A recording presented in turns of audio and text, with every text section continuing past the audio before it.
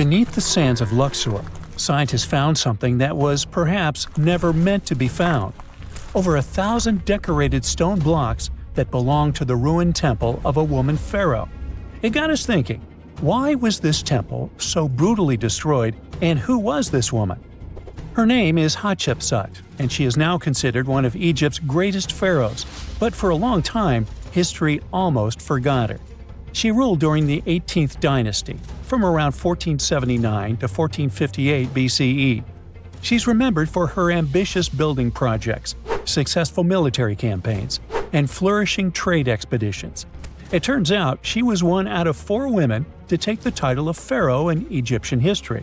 The next woman would have to wait for 1,500 years to reign, and that woman we know as Cleopatra.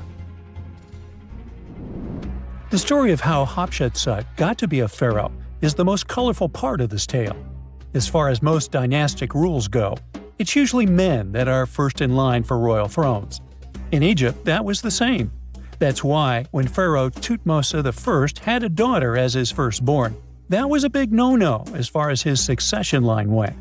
A few years later, Pharaoh Thutmose I passes away. The crown passed to Thutmose II, who ruled briefly, only to leave the throne to his infant son, Thutmose III.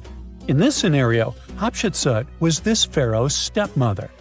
So what happened was that Hatshepsut served as advisor to her stepson, since he was too young to rule on his own. But after 7 years, she made an unprecedented move. She decided to seize power and declared herself Pharaoh of Egypt. Now this was not a simple power grab. Hatshepsut understood that if she wanted to rule, she had to present herself as a legitimate king. In a bold move, she adopted the full royal regalia, including the false beard traditionally worn by male pharaohs. She was often depicted in statues and hieroglyphs as a man, wearing the pharaoh's kilt and headdress. But this wasn't about disguising herself. Experts believe she never tried to hide her identity. Inscriptions on her statues often included feminine titles, like Daughter of Re, or grammatical structures that combined male and female terms, such as His Majesty herself. This showed that while she adopted traditional symbols of kings, she still acknowledged her true gender. But she needed to go even further. To legitimize her rule, she crafted an elaborate origin story. She claimed that the deity Amun himself had visited her mother in the form of her father, Thutmose I, and that she was his divine daughter. Now this was no small claim, since pharaohs were seen as deities on earth. By aligning herself with Amun, she strengthened her right to the throne. In temple carvings, she depicted this divine birth with Amun, presenting her as his rightful heir. These narratives weren't just mythology, they were tools, ensuring her position remained unchallenged. Hatshepsut also took a new name, Ma'at Kari, which translates roughly to "Truth is the soul of the sun god." The word Ma'at was central to Egyptian beliefs. It represented order, justice, and divine balance. Pharaohs were expected to uphold Ma'at to ensure Egypt's stability. By calling herself Ma'at Kari, Hatshepsut was likely reinforcing that she was a legitimate and rightful ruler. Her reign was truly great. She led Egypt into an era of peace and prosperity, launching massive building projects and restoring temples across the kingdom. Her most famous achievement was the construction of her temple at Deir el-Bahari, a pretty impressive architectural masterpiece carved into the cliffs of Luxor. Hatshepsut initiated one of the most ambitious construction projects in ancient Egyptian history, commissioning monuments, temples, and obelisks to immortalize her reign. It's argued that she continued with the construction of the Avenue of the Sphinxes, a grand road lined with statues leading to the Karnak Temple. For many, her shining architectural achievement was the towering obelisk she had carved from single pieces of granite. One of these, weighing over 320 tons, still stands today. Now, beyond building, she expanded Egypt's influence through trade. She sent an expedition to the mysterious land of Punt, believed to be modern-day Somalia or Eritrea, bringing back riches like gold, ivory, and exotic animals. Her fleet of ships sailing the Red Sea marked the first recorded trade mission of its kind, establishing economic ties that would benefit Egypt for generations. Yet, for all of her success, something strange happened after Hatshepsut passed away. Her successor, aka her stepson Thutmose III, who had been overshadowed by her rule, took a drastic step. He ordered her name to be erased from history. Her statues were defaced, her inscriptions chiseled away, and her achievements credited to other rulers. It was as if she had never existed. Some believe Thutmose III wanted to reclaim his rightful place as pharaoh, while others suggest that later rulers, uncomfortable with the idea of a female pharaoh, sought to restore traditional male dominance. The story gets even more tragic. The power struggle between stepmother and stepson continues, since, even after her passing away, Thutmose III built his own temple right next to Hatshepsut's at the Valley of the Kings. But he built his temple with one deliberate modification. His monument was built 11 feet higher than hers. Mind you that this was no accident, it was a symbolic statement. He wanted to overshadow her legacy. But history had other plans. Hatshepsut's legacy started to be rediscovered in the 19th century, and it was only through careful archaeological investigation that her reign was properly recognized. Today, Hatshepsut is remembered as one of Egypt's greatest pharaohs. Her reign, once erased, has been reconstructed through constant archaeological discoveries, proving that her power and influence could not be so easily forgotten. Her resting place had been hidden in plain sight, her body removed from its original chamber in an effort to erase her from history. This final piece of evidence cemented her legacy, proving that even attempts to erase a pharaoh could not really do it. Hatshepsut's grand temple, Djeser-Djeseru, was a stunning architectural feat, designed to immortalize her reign and solidify her divine connection to Amun. But after her death, her successor, Thutmose III, launched that calculated effort to erase her legacy, and parts of her temple were dismantled. Historians still debate why. Was it a dynastic power move, an attempt to restore traditional male rule, or a bid to strengthen Thutmose III's claim to the throne? Maybe he was just a jerk. Whatever the reason, the destruction wasn't immediate. It happened decades after her death, suggesting it might not have been a personal revenge but a broader political strategy. Yet, despite these efforts, her temple endures, and so does her story, a defiant echo of Egypt's first great female pharaoh. Let's travel through space and time to another place. Dashur, Egypt, is known to be home to several resting places of people from ancient Egypt. In the year 2017, scientists uncovered a long-lost pyramid. They quickly called the Ministry of Tourism and Antiquities because they suspected it was going to be a big deal. Unlike most pyramids that were found in the area, this one was completely sealed. Lifting the capstone was a delicate process. When they finally managed to open the pyramid, they expected to find an undisturbed chamber. Instead, it was chaos. The place had been looted, and the personal items of the person that had passed away were scattered all over. But in the middle of the wreckage, they found a chest. Using the latest scanning technology, they managed to read the damaged hieroglyphs on its surface. What they found was unbelievable. The name inscribed there was as clear as day: Princess Hatshepsut. Ooh. The discovery made in 2017 also opened up a lot of questions. After further analysis, scientists discovered the remains belonged to another Hatshepsut. It belonged to a princess that lived during Egypt's 13th dynasty. The fact that her resting place had been looted before it was sealed made scientists wonder, were these ancient people trying to hide something about this public figure? And why is there almost no record about her in ancient Egyptian history? Ooh, stay tuned. One of the most unexplored and mysterious places on Earth is located in plain sight. It's one of the most majestic monuments of humankind. The wonder of the ancient world hides a secret that scientists and archaeologists still can't solve. This is the Great Sphinx of Giza in Egypt. The huge sculpture of a lion with a human head was carved out of rock about 4,500 years ago. Scientists still don't know the exact date of its creation and are also unaware of who built it and what for. There are many assumptions and theories, but none of them has been confirmed. Most people have seen this majestic sculpture either in photographs or in reality, but almost no one knows what's hidden underneath it. The statue of the Sphinx was carved from a single piece of limestone. It was painted. The remains of color pigment on the surface prove this. In the distant past, the Sphinx looked much brighter and more colorful than what we see now. But even after thousands of years, its greatness hasn't diminished. And by the way, Sphinx is not the real name. It was invented by the Greeks about 100 years or more after its creation. Initially, the Egyptians called the statue Hor-em-Akhet.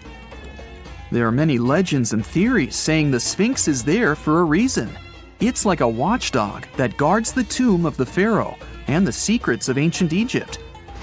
These legends become more plausible when archaeologists discovered hidden entrances at the feet of the Sphinx. They believe that these secret passages are the beginning of the tunnels leading to the halls with treasures.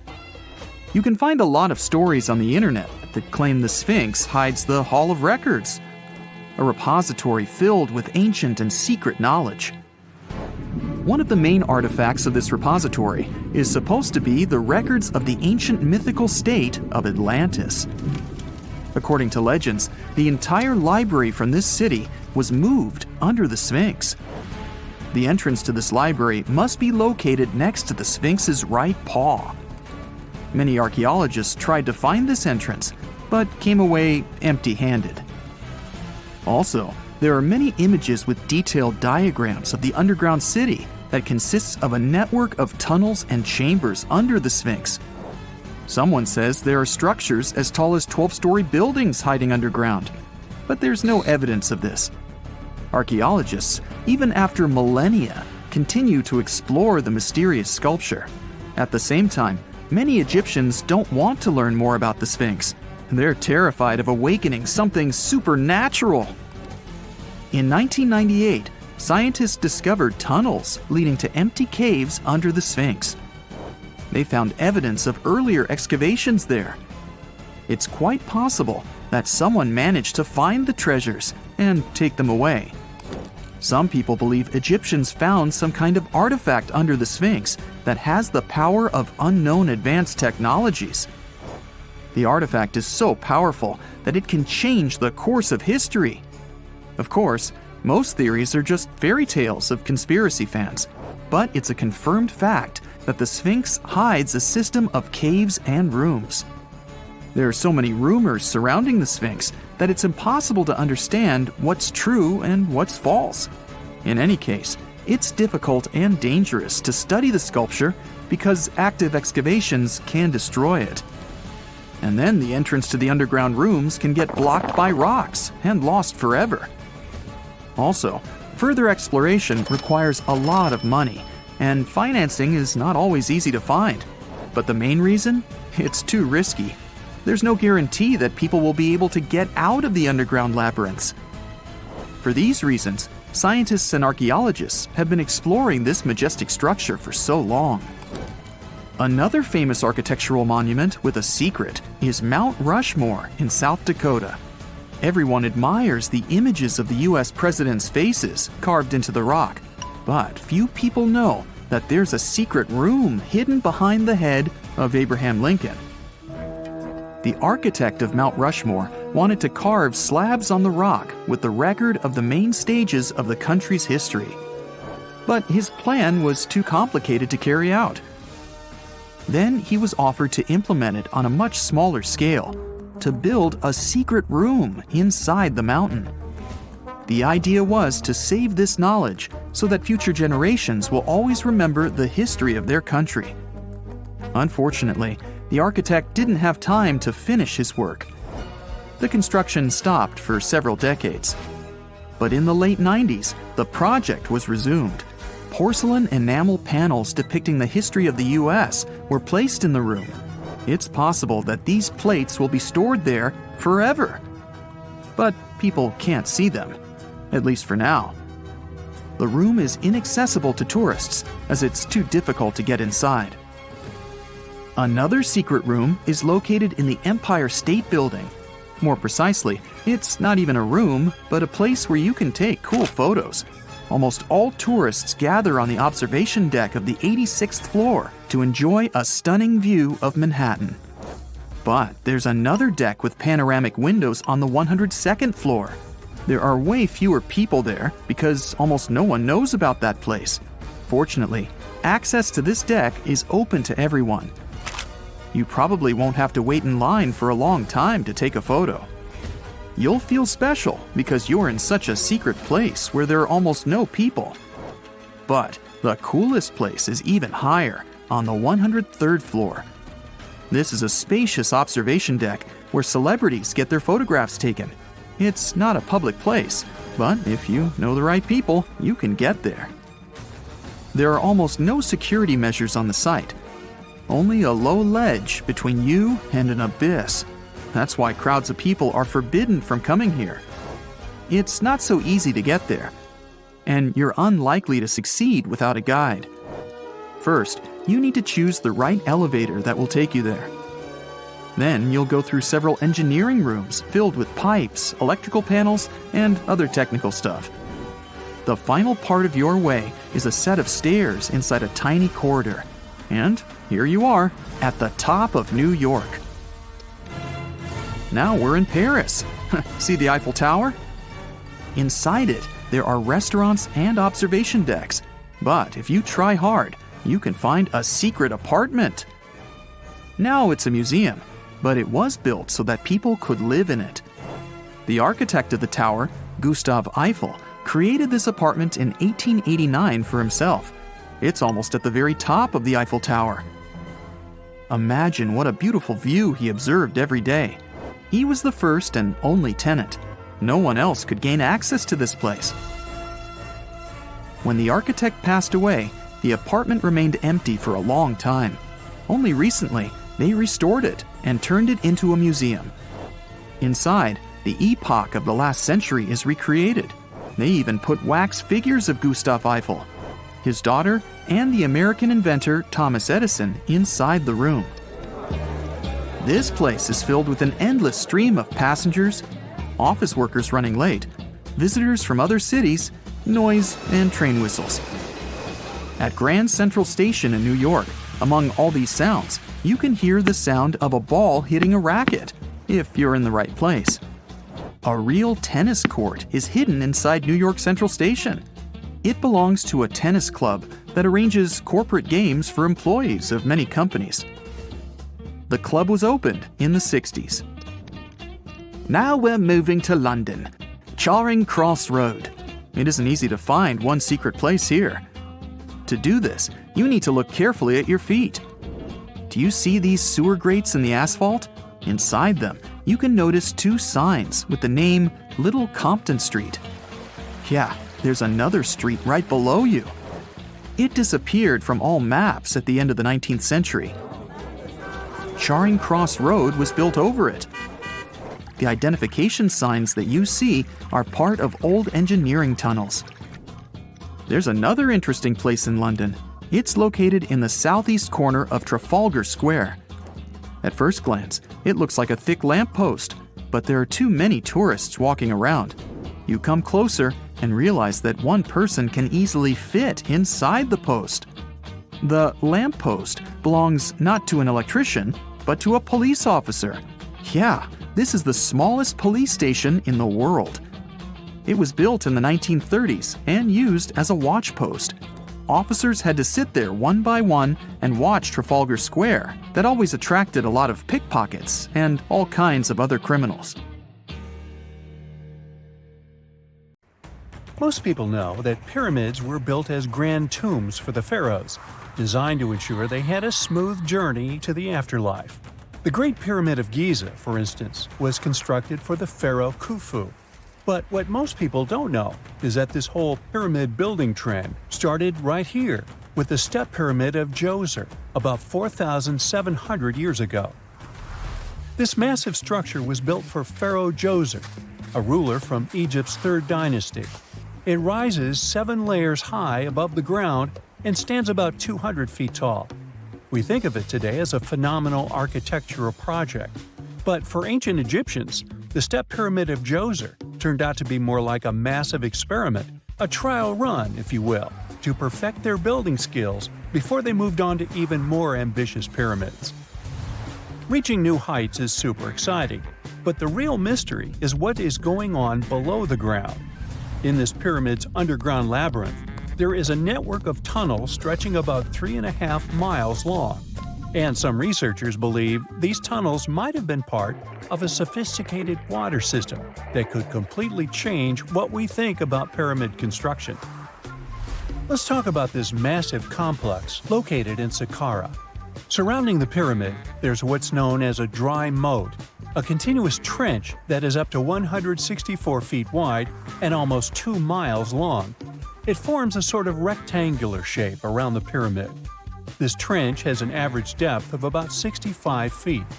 Now, if you were to add up all the earth and rock they dug out to create this moat, it would be about 10 times the volume of the step pyramid itself. For the longest time, people just assumed this trench was nothing more than a huge quarry, a place where they dug up stone and clay to build the step pyramid. Makes sense, right? But when you take a closer look, it doesn't add up. The trench is too narrow and deep to be practical for mining, and its layout doesn't match anything we know about ancient Egyptian quarrying methods. Plus, some sections of the trench are actually covered with a rocky ceiling, which would have made it nearly impossible to use as a quarry. Another theory suggests that the dry moat had some kind of spiritual significance. Maybe it was a sacred place, where souls of nobles gathered to serve the late king in the afterlife. There are even niches in the walls that work as a hint at this spiritual function. But most researchers believe that this purpose likely developed much later, long after the complex was built for Djoser. So what was the moat really designed for? In 2020, a researcher came up with a pretty intriguing idea. It is possible that this trench was actually designed to collect and manage water, especially after heavy rainfalls. Now, that makes sense when you consider the location. The moat sits in an area that could easily have been flooded by runoff water from nearby plains. This could also explain why the trench wasn't used for new graves until much later when the climate became drier and less prone to flooding. The story becomes even more intriguing, as this trench appears to be part of a larger, more complex hydraulic system within the Djoser complex. It is like the trench has several compartments, carefully carved out of the rock and connected by tunnels. These compartments likely served as a part of a water treatment system, where water would flow from one compartment to the next, getting cleaner as it moved along. Now, here is where things start to tie into the pyramid itself. The Djoser complex has a series of underground shafts, and some researchers think that water from the moat's deep trench might have been used to power a hydraulic lift system, and this giant water-powered elevator could have been used to raise the heavy stones needed to build the pyramid. It worked like a volcano, but instead of lava, water did the heavy lifting. Imagine a big deep hole in the ground at the center of the pyramid site. Inside this hole, there was a huge wooden platform, kind of like a giant raft that could move up and down. When the workers wanted to lift a heavy stone, they would fill the hole with water. As the water rose, the wooden platform started to float up, carrying the stone with it, almost like a giant water-powered elevator. When the stone reached the right height, the workers slid it off the platform and onto the pyramid. The idea is that water from the deep trench, after being cleaned and filtered, would flow into these shafts. A massive float, possibly made of wood, would then rise as the water filled the shaft, lifting the stones up to where they were needed for construction. Once the stone was in place, they'd let the water out, lowering the platform back down to the bottom, ready to lift the next stone. This fancy hydraulic lift system could have been a game changer, making the whole building process a lot faster and more efficient without using a lot of workforce. It is like the ancient Egyptians were already embracing the whole idea of work smarter, not harder. But of course, not everyone is on board with this theory.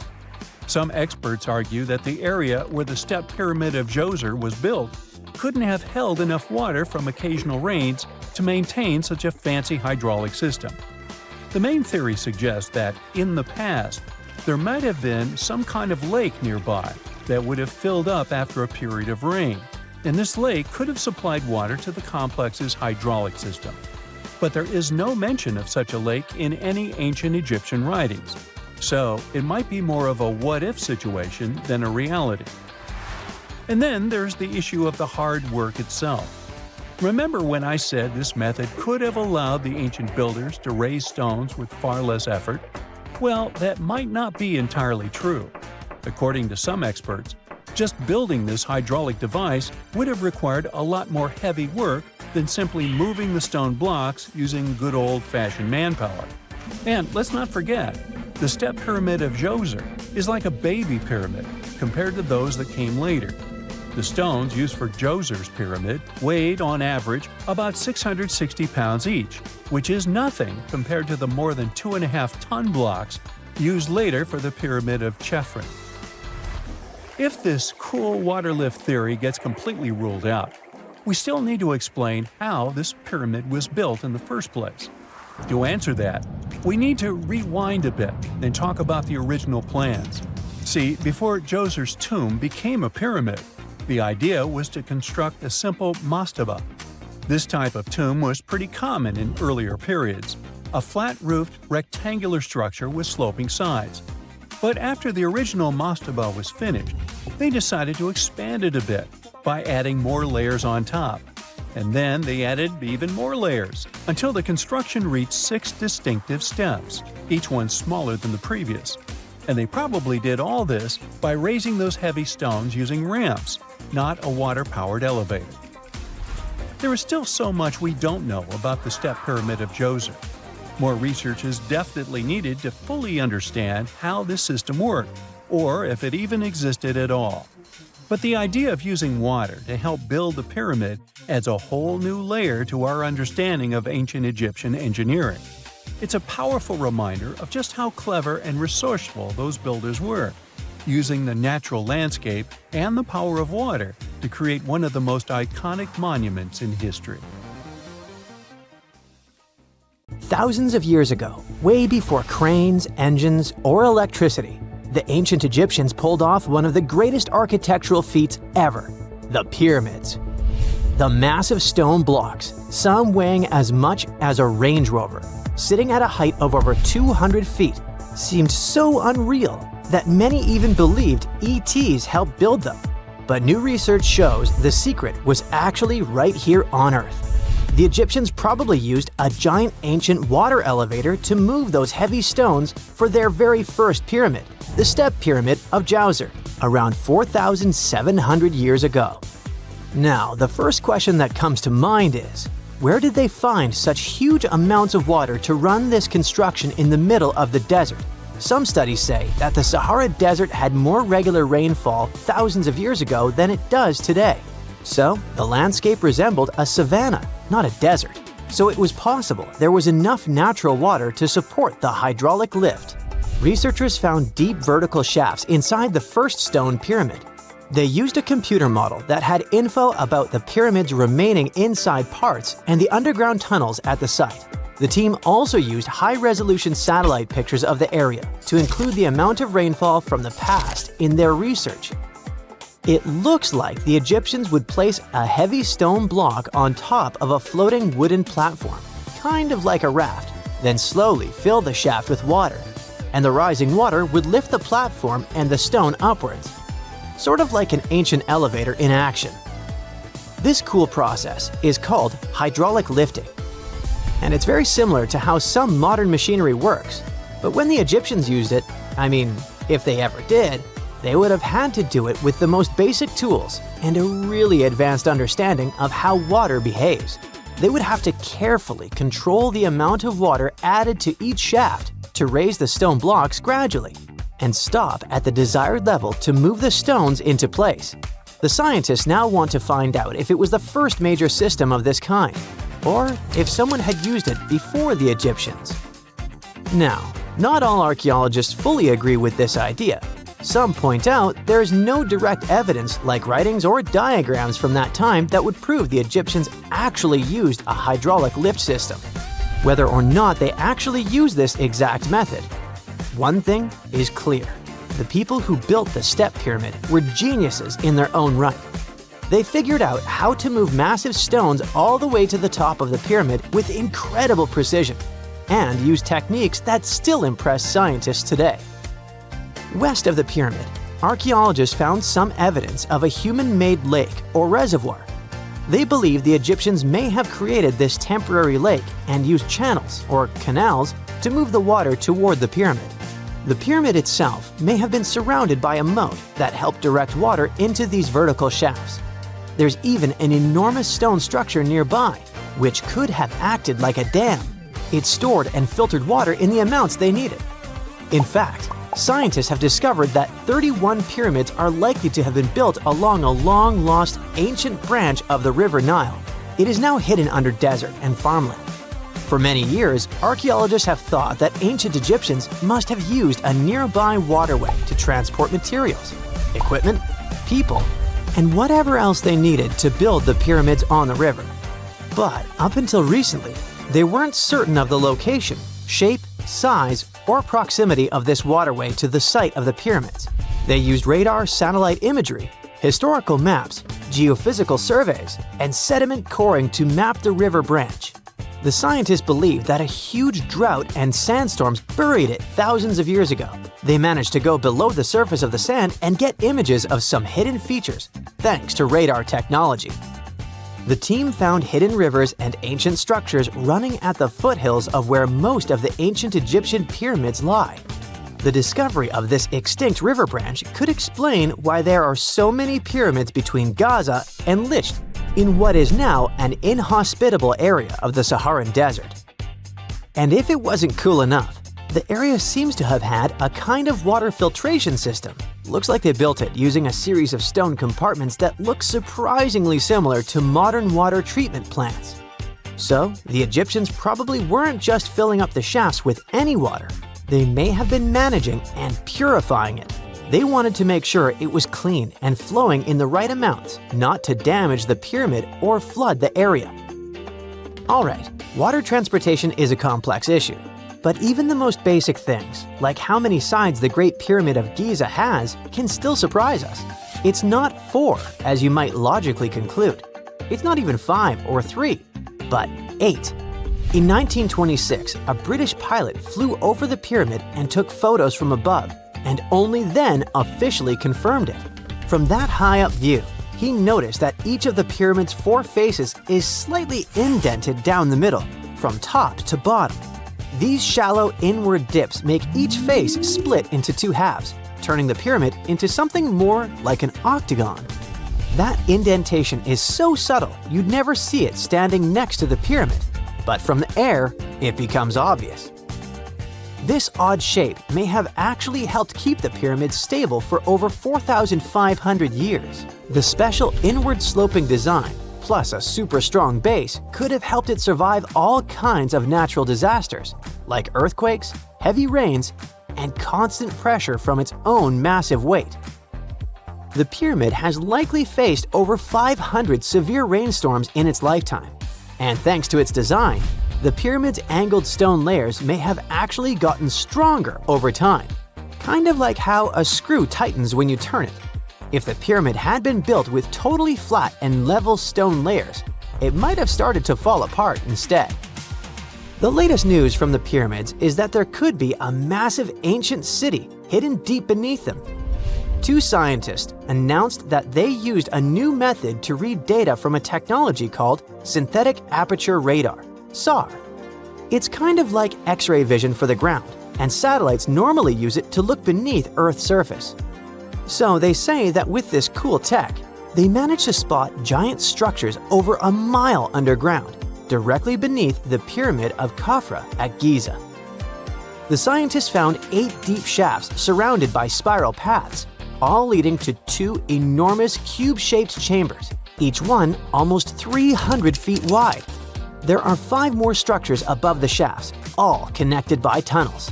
All this might be part of a prehistoric underground city or even an ancient power station. The idea isn't new. A long time ago, the ancient Greek historian Herodotus already talked about hidden chambers under the pyramids. During the Middle Ages and the Renaissance, similar rumors popped up again. Then, in the 20th century, an American psychic claimed there was a hall of records buried under Giza. This new case is different because the people who announced it have real scientific backgrounds, hold doctorates, and claim to have invented a new type of scanning method. But still, many experts are skeptical about this finding. No one has officially proved or tested this new technology that they rely on. They base their reconstructions on imaginative guesses and not hard evidence. And most importantly, the claims don't fit with what archaeologists already know about the area from actual excavations. So until there's solid, peer-reviewed evidence, the idea of a lost city under the pyramids will remain just an idea.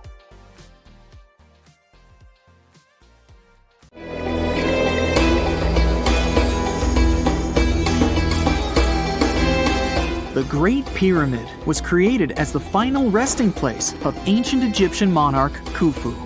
According to legend, French leader Napoleon entered the Great Pyramid and came back out looking shaken and super pale. He never revealed what he saw inside, but whatever it was is said to have affected him for the rest of his life.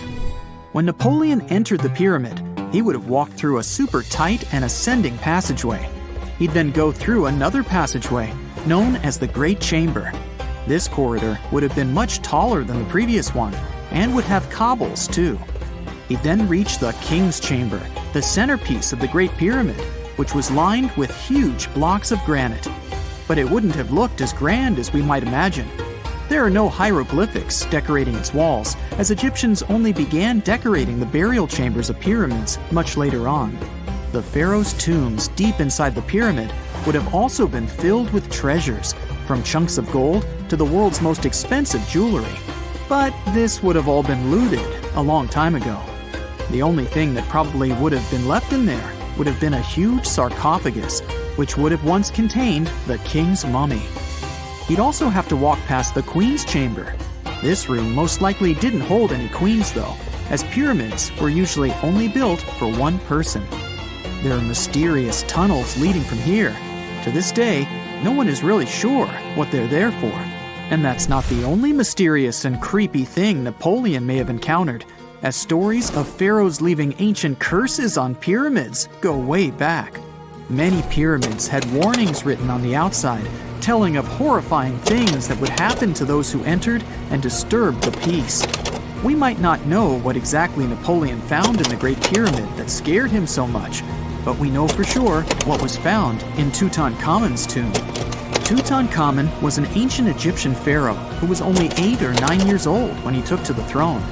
He became a cultural phenomenon when his tomb was discovered almost completely intact in 1922. His pyramid sits in the Valley of Kings in Thebes, modern Luxor, which is in Egypt. Unlike the Great Pyramid, Tutankhamun's tomb was covered in beautiful wall decorations. The walls told the story of how he would travel to the afterlife through the underworld. Egyptians believed all people would have to take this journey, so they would fill their tombs with objects and paintings to help them get there. There'd also be spells painted on the walls. They believed this would help people pass over to the next realm. The journey would be pretty long, and for that reason, the ancient Egyptians would also fill the pyramids with food. Tutankhamun's pyramid was filled with 8 fruit baskets. They even found something called gingerbread fruit in there. The rooms were jam-packed with furniture, statues, clothes, and staffs, amongst a whole bunch of other things. You'd likely find a lot of clothes and expensive jewelry in the pyramids as well. The ancient Egyptians wanted their ancestors to travel in style to the afterlife. They put Tutankhamun in his final resting place with over 50 pieces of clothing, all of the highest quality. There were tunics, scarves, gloves, and headdresses, and a ton of jewelry. Bracelets, pendants, necklaces, rings, and scarabs for protection were all found inside. Each of them was made of gold or precious stones. There were also fans made of ostrich feathers to keep the old pharaoh cool in the hot Egyptian sun. But the temperature inside the pyramids never actually went above 68 degrees Fahrenheit. The ancient Egyptians developed a super cool air conditioning system that we don't fully understand even today. Tutankhamun's pyramid also contained 130 walking sticks made from ebony, ivory, silver, and gold to help him on his journey. There were 3 chariots hidden away in case he got tired of all the walking. They also put 11 boat paddles inside, but there was no sign of any boat. The pyramids would be littered with the pharaoh's favorite scents and perfumes. During the excavation of Tutankhamun's pyramid, it quickly became clear that it had been robbed during ancient times. There was damage to doors and traces of oils left in empty jars. It looks like someone raided the pyramid for gold and the scents, perfumes, and oils that had been left for King Tut. There was still a bit of perfume, which was made from coconut oil and frankincense, left in one bottle. It seems like Pharaoh Tutankhamun loved board games. There was an ivory traveling set of senet in his pyramid. Although we don't know for sure exactly how to play it, we have figured out it was sort of an ancient Egyptian version of backgammon. It looks like it was a 2-player game where the goal was to knock your opponent off the board. Not really sure who Tutankhamun's mummy was supposed to play with, though. The ancient Egyptians had some rituals that may seem pretty strange to us. For example, they used to shave their eyebrows off if they ever lost a cat. So it's not too surprising they put some really weird things inside pyramids. Archaeologists discovered a collection of mummified cats and scarab beetles in pyramids that date back more than 4,000 years. They were found in the pyramids of Saqqara, which is south of Cairo. They also found a bunch of makeup kits and mirrors inside. Makeup was worn proudly by both men and women in ancient Egyptian times. Eyeliner was the most popular cosmetic. The Rosetta Stone was one of the best discoveries ever made in pyramids. It was found by our man Napoleon Bonaparte and his team. It's a black granite rock that dates back to 196 BCE. It's transcribed in Greek, Demotic, and hieroglyphic. When it was translated in 1822, we got the key to understanding ancient Egyptian hieroglyphics for the very first time. The discovery of Queen Hatshepsut's mummy in 1903 changed our understanding of the Egyptians forever. After she had passed away, her successor, Thutmose III, removed most of the evidence of her reign, so we basically knew nothing about Egypt's first great female leader. She's now gone on to become one of the few and most famous female pharaohs of Egypt. Pharaoh Khufu even had a fully fledged boat in his pyramid. Archaeologists uncovered more than 1,200 pieces of a giant boat near the Great Pyramid at Giza. They reassembled the boat, and it's a whopping 144 feet long. It's most likely a solar boat, which was designed to carry the resurrected king with the deity Ra. Fun fact, the Pyramid of Giza is the last remaining of the 7 wonders of the ancient world. The other 6 are the Hanging Gardens, the Colossus, the Temple of Artemis, the Mausoleum, the Lighthouse, and the Statue of Zeus. This pyramid was also the world's tallest man-made structure for 3,800 years, and it's the biggest pyramid in Egypt. It took a staggering 2.3 million blocks of limestone, and some weighed as much as 80 tons. It took an incredible 100,000 laborers and a whopping 23 years to build. Its original height was a mega 480 feet. In 2017, archaeologists discovered something weird about Egypt's Great Pyramid. There's a hidden void that's at least 100 feet long, and no one really knows why it's there or what's actually inside it. The weird void is the first inner structure discovered within the 4,500-year-old pyramid since the 1800s. Scientists used cosmic rays to detect the massive hole, but are still no closer today to finding out what's inside. The ancient Egyptians took a lot of care building the pyramids, and everything was strategically placed and structurally sound, so it's super unlikely that this hole is due to blocks falling over time. Loads of pyramids also contain small model figurines called ushabti. These represented attendants.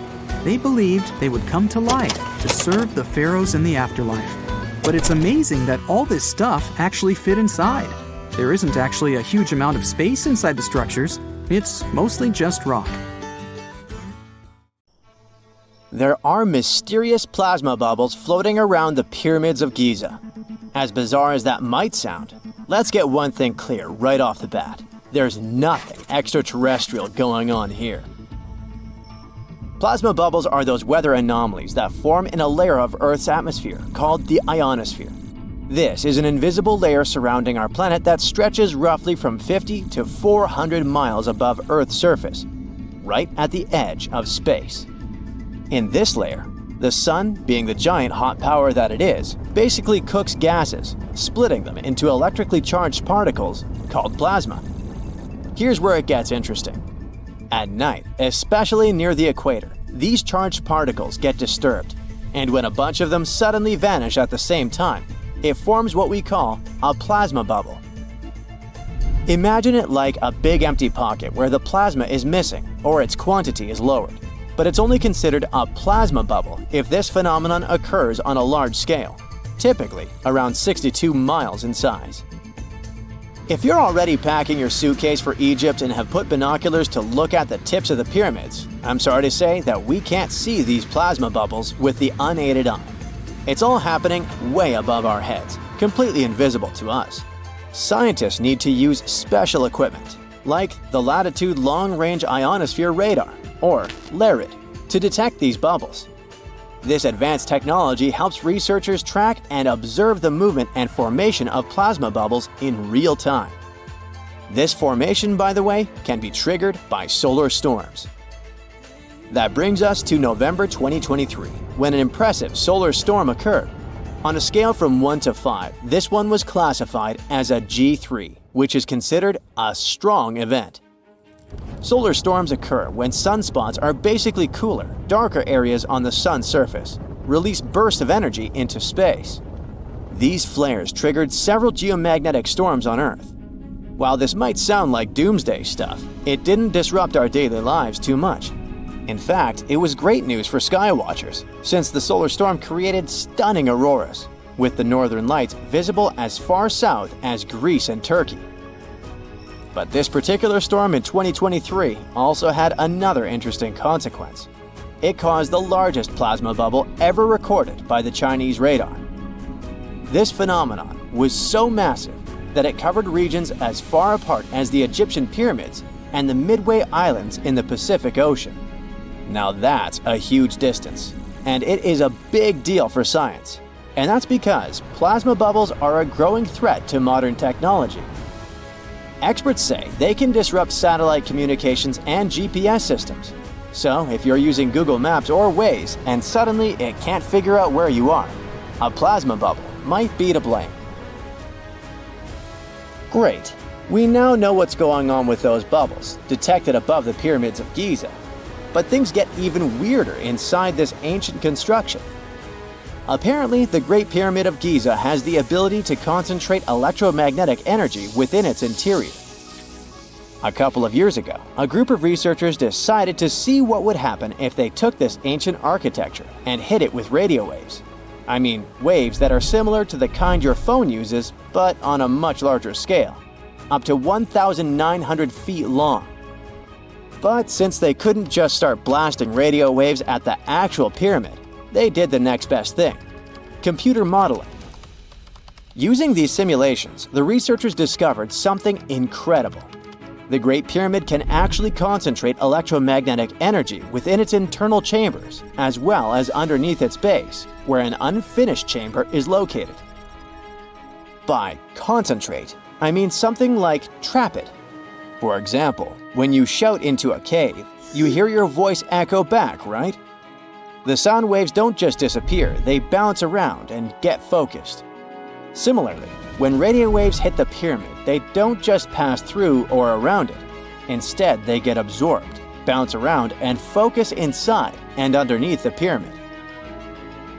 Our list of mysterious phenomena surrounding the Egyptian pyramids doesn't end there.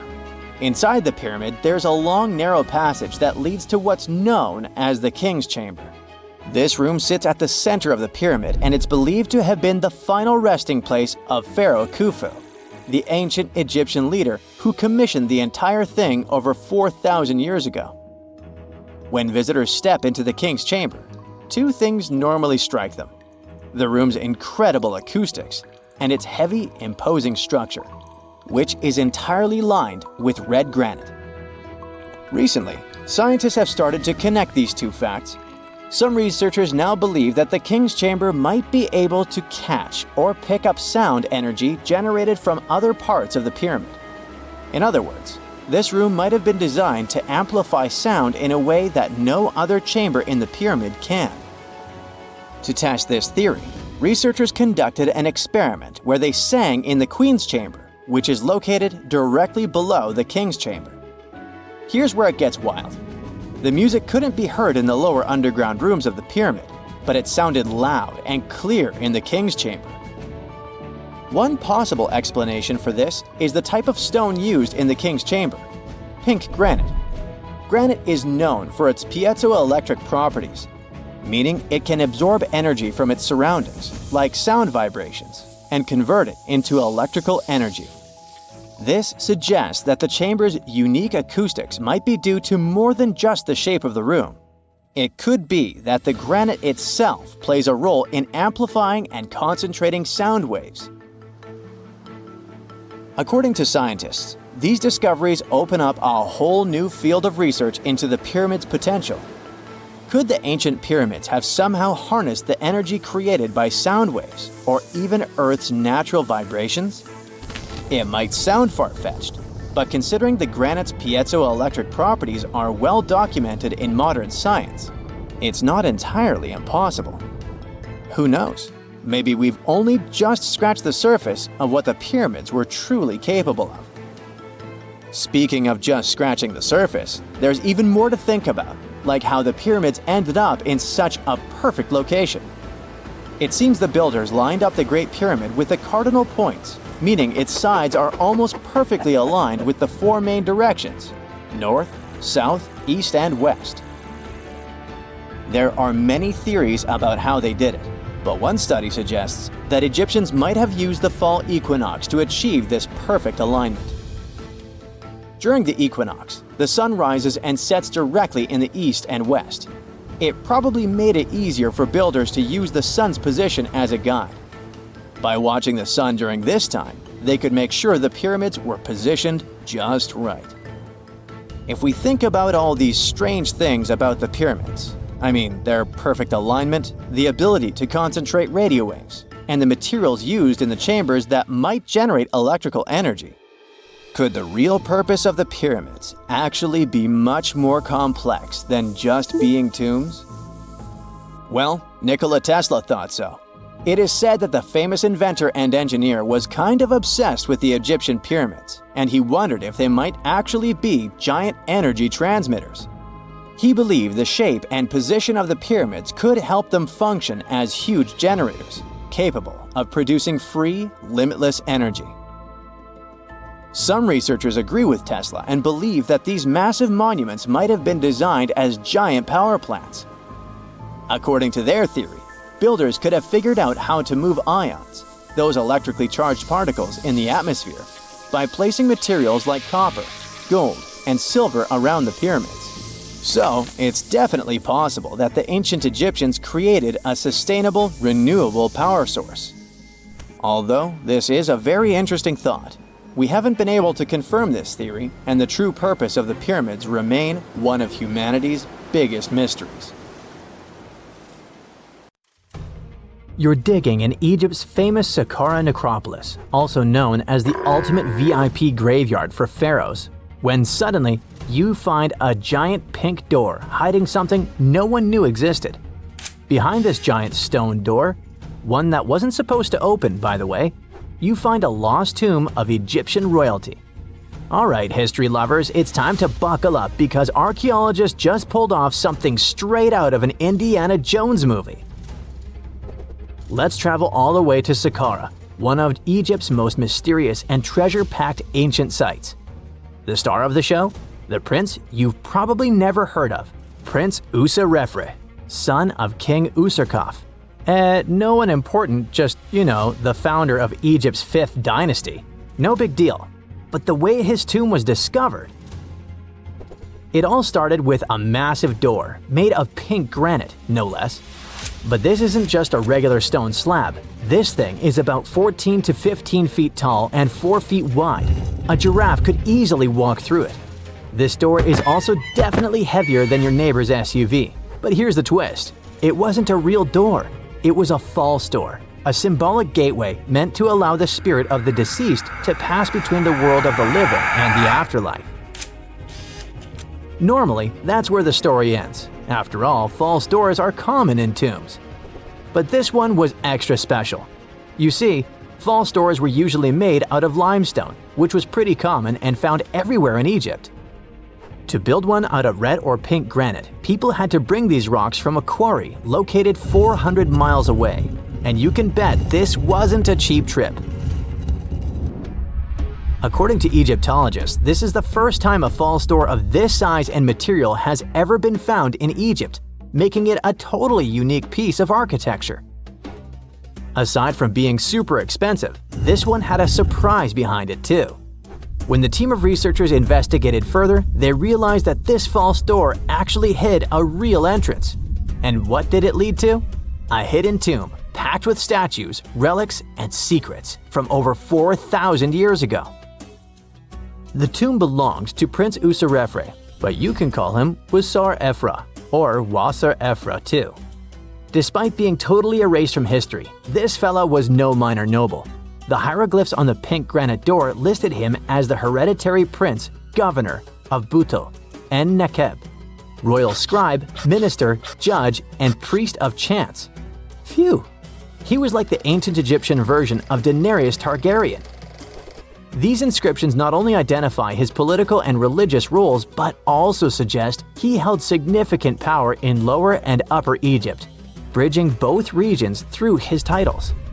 One title in particular, the Priest of Seker, links him to the deity of the necropolis, the one with the falcon head. This god was the patron of the living and god of the dead at the same time. So I guess the Forgotten Prince was sort of a big deal, considering that his tomb was placed in such a prestigious location within Saqqara. What's even more mysterious is that Prince Userefre doesn't appear in official king lists or royal family trees, which makes us wonder if he passed away before he could rule, or if his legacy was deliberately erased in one of ancient Egypt's classic political dramas. Some scholars now believe his erasure might be connected with shifting religious or political power struggles during the early 5th dynasty, especially as his father Userkaf was reshaping Egypt's religious order. And speaking of his father, King Userkaf was a total game changer. He wasn't just the founder of the 5th dynasty, he also kicked off a religious revolution by promoting the sun god Ra over older deities. That's right, Userkaf built the very first sun temple at Abu Sir, setting off a dynasty-wide obsession with solar worship.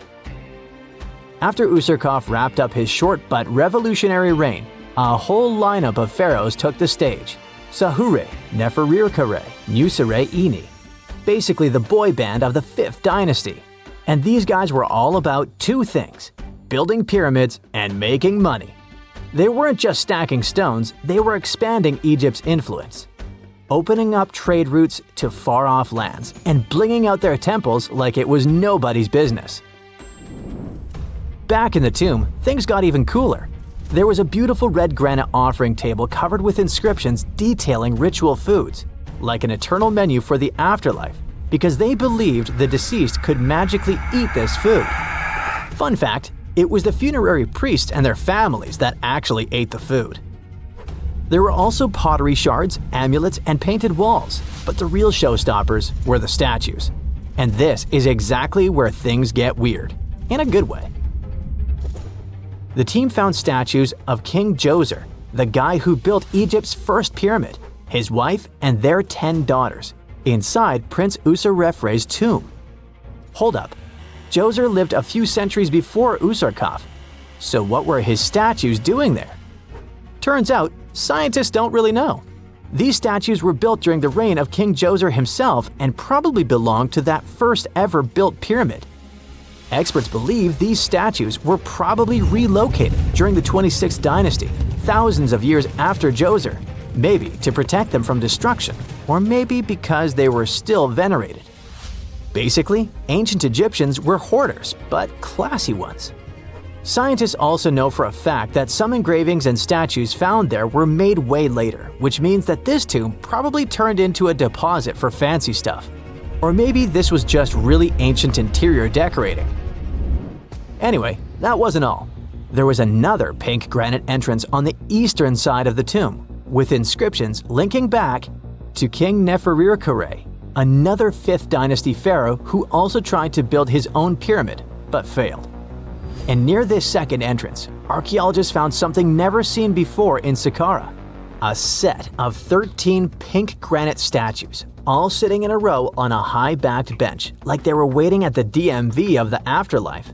Some had elevated heads, probably representing the prince's wives, while others were missing their heads entirely. One black granite statue was found upside down. Maybe it had taken a tumble sometime during the tomb's long, quiet centuries underground. According to archaeologists, the positioning and head shapes suggest that these statues followed a strict social hierarchy, with the central figures likely representing higher status individuals, while the headless ones might indicate unfinished work or later vandalism. And speaking of black granite statues, another one was found standing proudly inside the tomb. Based on its design and inscriptions, it looks like it was placed there during the 26th dynasty, the same time those Djoser statues were probably moved in. This suggests the tomb didn't just sit abandoned, it was reused, adapted, and maybe even honored by later generations. And by the way, black granite was associated with Osiris, the god of the underworld, during the late period, which means that this statue's presence is a clue that the tomb was a ritual space long after the prince's death. All of this, giant granite doors, surprise statues, reused tombs, adds up to a truly thrilling find. Prince Userefre may not be a household name yet, but his tomb is now one of the most fascinating ever found in Saqqara. It tells a story not just of the Old Kingdom, but of how ancient Egyptians kept connecting to their past, even thousands of years later. So, what does it all mean? Why hide a tomb behind a fake door? Why pack it with statues from different eras? And who exactly was Prince Userefre? These are the kinds of mysteries that keep archaeologists digging and keep the rest of us fascinated. In the end, this discovery isn't just about one tomb, it's about how much is still waiting beneath the sands of Egypt. As more gets uncovered, we're reminded again and again that ancient history isn't gone. It's just sleeping behind massive pink granite doors.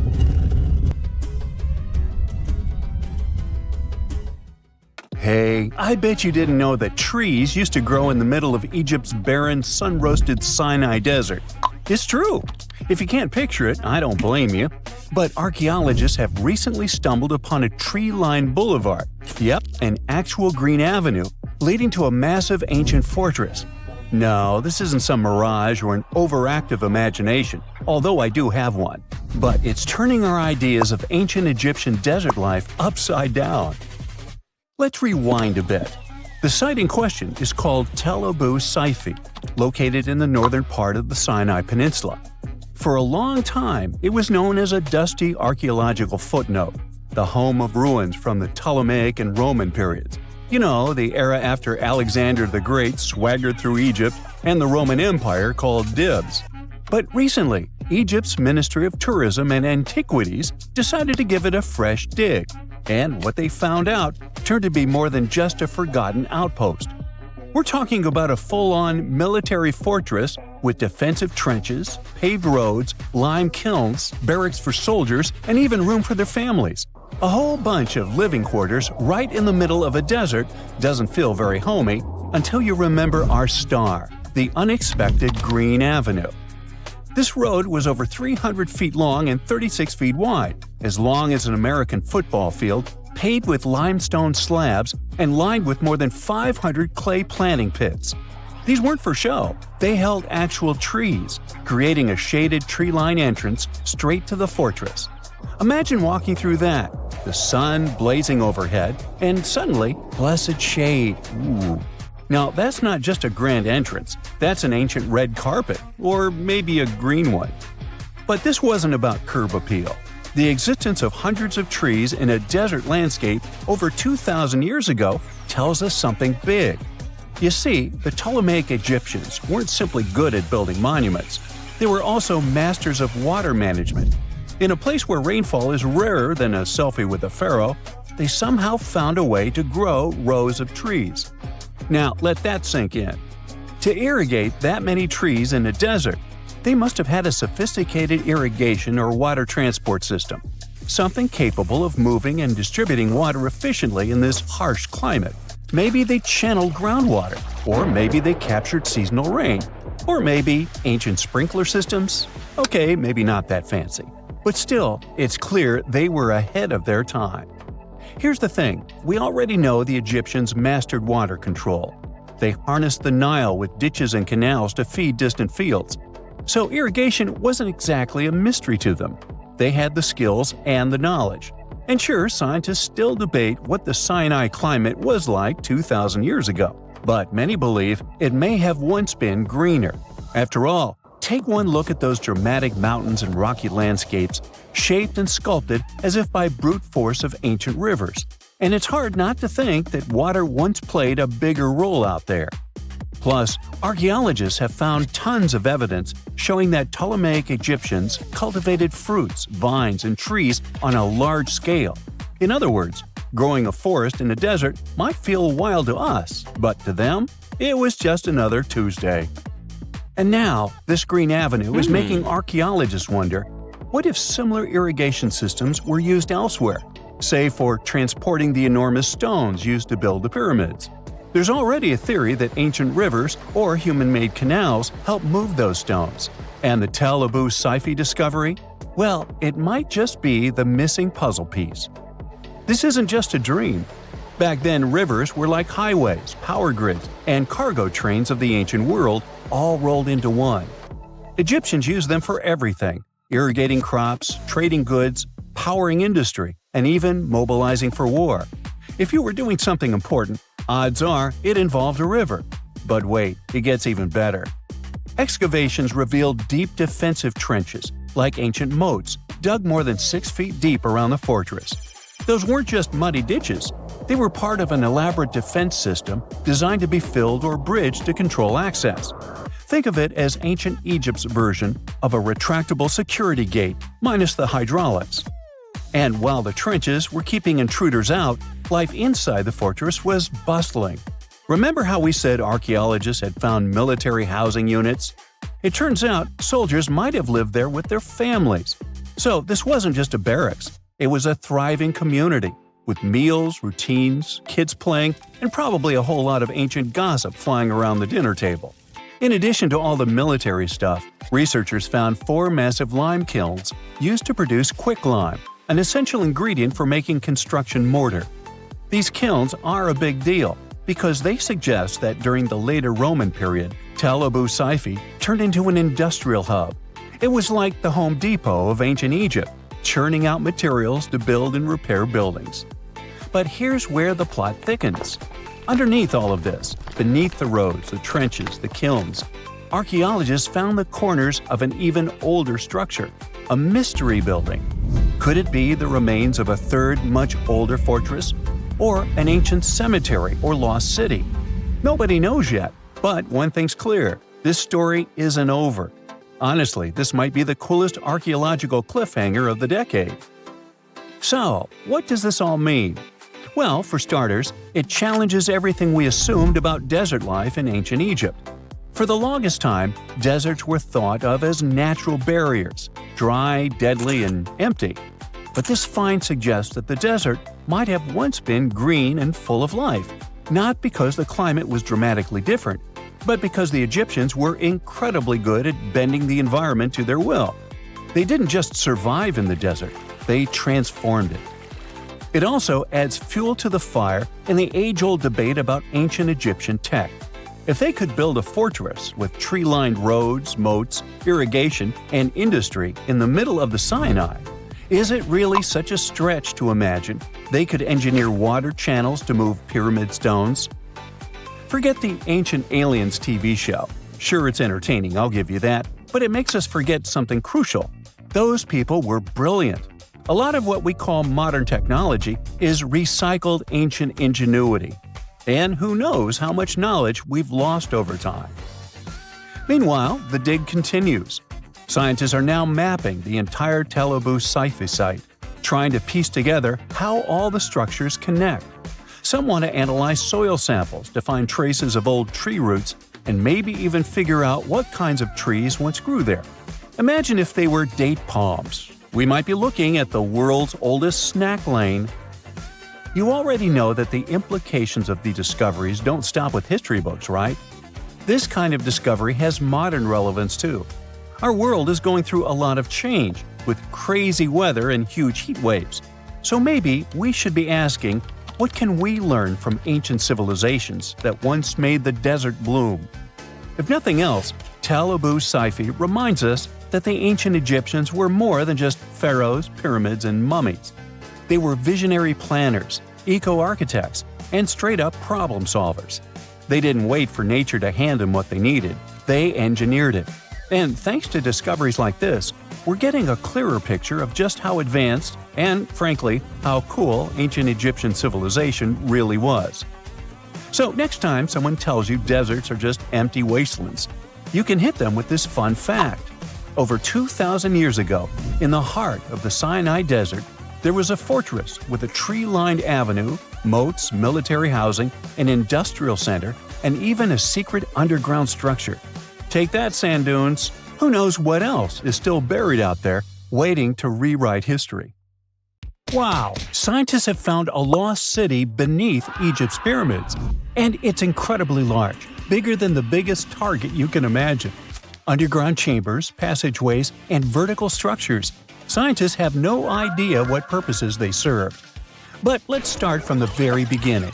Italian and Scottish scientists studying the Pyramid of Khafra discovered something that looked like secret tunnels under 3 pyramids.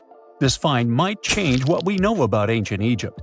The expedition, called the Khafra Project, was led by Corrado Malunga from Pisa, Italy, and Filippo Biondi from the University of Strathclyde, Scotland. Their mission was to focus on exploring Khafra's pyramid, the second largest on the Giza Plateau. Scientists uncovered a massive structure beneath the Pyramid of Khafra. Could it be an ancient Egyptian underground city?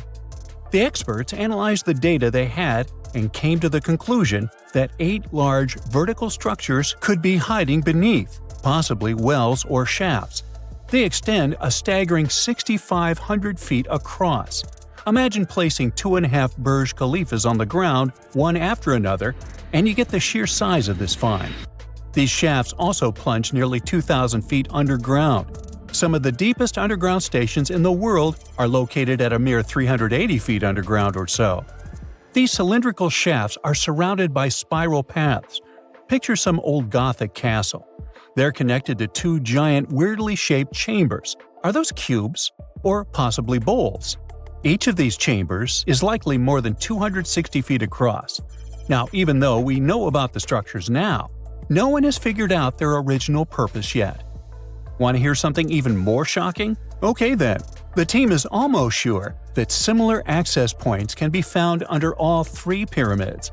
In other words, all of them might be linked by a hidden system of underground tunnels, chambers, and passages.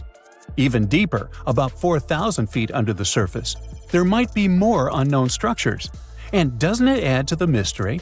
But the coolest news is that, according to some team members, these hidden structures near Giza pyramids could align with the legendary Halls of Amenti. In ancient Egyptian mythology, it's a place where people are believed to arrive when they're close to the end of their days. There, they are said to take a 3-day-long trial, facing their biggest fears. Now, how did scientists even discover these hidden spaces? To uncover them, researchers used 2 satellites positioned 420 miles above Earth. They sent radar signals to the Giza Plateau, and these signals generated detailed images, which were later compiled into a 3D model of the underground layout, including the newly detected shafts. Then, using synthetic aperture radar or SAR technology, which is a type of radar that can penetrate through stone, The team also spotted 5 small room-like structures hidden deep within the pyramid. One of these chambers contained a sarcophagus, which was once thought to be the tomb of Pharaoh Khafre. But now scientists believe this was a mistake. The true burial site is likely to be elsewhere. In any case, these 5 hidden rooms were completely unknown before the scans. They seem to be arranged in the center of the pyramid and are linked to underground pathways leading somewhere below the structure. There's an opinion that these tunnels could lead to more hidden chambers and wells. Some of them might be around 4,500 years old. Wow! What if they help us solve ancient civilization mysteries? Preliminary data suggests that all this underground space can be much more than a few empty chambers. There might be many more hidden structures near the Giza pyramids. How come? Well, the thing is, the structure appears to include hollowed-out sections with spiral pathways leading even deeper underground. Refining the images hinting at this could reveal an extensive subterranean network. It might be a whole city hidden under the surface. Now, despite the excitement surrounding these findings, there are also a lot of people who don't believe in the existence of the underground city. They're skeptical about the archaeological discovery in Egypt due to the lack of peer-reviewed verification. That's why several archaeologists and radar experts have challenged the validity of the claims. They've explained that the technology used to make the discovery may not be advanced enough to produce such detailed underground imagery. According to them, the 5 smaller chambers found near the surface could be natural formations, since the area had had sacred significance long before the construction of the pyramids. Some experts have even dismissed the use of radar methods in this context altogether. They call these methods scientifically unproven and question their accuracy. The discovery has also reignited discussions about ancient Egyptian myths and the possibility of hidden texts lying somewhere beneath the Giza pyramids. The layout of the newly detected underground chambers shares similarities with mythological accounts of the Hall of Records, a rumored chamber that could preserve early Egyptian wisdom. If confirmed, these findings could significantly reshape the understanding of Egypt's sacred topography. Plus, this lost city beneath Egypt's pyramid could become physical evidence of previously unknown underground structures. That's why the Khafre project is super eager to begin excavating to confirm their findings. But getting approval from Egyptian authorities is a challenging process. The discoveries still need to undergo peer review before they are accepted by the academic community. By the way, this recent archaeological discovery in Egypt comes on the heels of another discovery involving a weird structure beneath the Royal Giza Cemetery, which researchers believe is unnatural in origin. Archaeologists used remote sensing techniques and uncovered a mysterious L-shaped structure underground in the Western Cemetery of Giza. This area is known to house burials of royal family members and high-ranking officials. Many of the tombs in the cemetery have above-ground mastabas, rectangular stone or mud brick structures with flat roofs. But there is an area in the center of the cemetery where there are no above-ground structures.